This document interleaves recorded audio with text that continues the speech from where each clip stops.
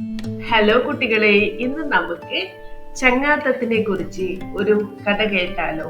അപ്പോ വീഡിയോയിലോട്ടേക്ക് പോകാം. ഒരിടത്തൊരിടത്ത് ഒരു കാട്ടിൽ രണ്ട് കൂട്ടുകാർ താമസിച്ചിരുന്നു. കുഞ്ഞനുറുമ്പും ചീങ്കണ്ണി അമ്മാവനും. കുഞ്ഞനുറുമ്പ് താമസിച്ചിരുന്നത് ഒരു ആപ്പിൾ മരത്തിലും ചീങ്കണ്ണി അമ്മാവൻ ആപ്പിൾ മരത്തിന് താഴെയുള്ള തടാകത്തിലുമാണ് താമസിച്ചിരുന്നത്. വളരെ നല്ല സുഹൃത്തുക്കളായിരുന്നു അവർ ഇരുവരും.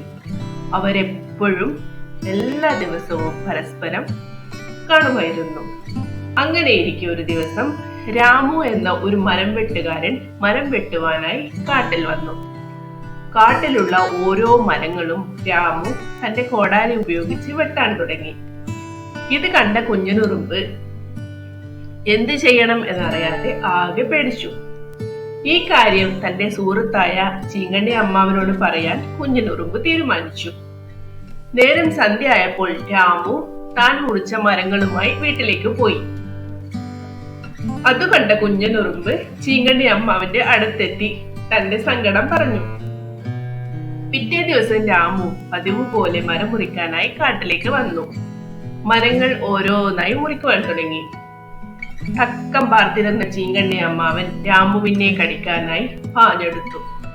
ചീങ്കണ്ണിയുടെ വരവ് കണ്ട് രാമു പേടിച്ച് ജീവനും കൊണ്ട് ഓടി രക്ഷപ്പെട്ടു. ഇത് കണ്ട കുഞ്ഞനുറുമ്പ് പുഞ്ചിരിയോടെ ചീങ്കണ്ണി അമ്മാവനോട് നന്ദി പറഞ്ഞു.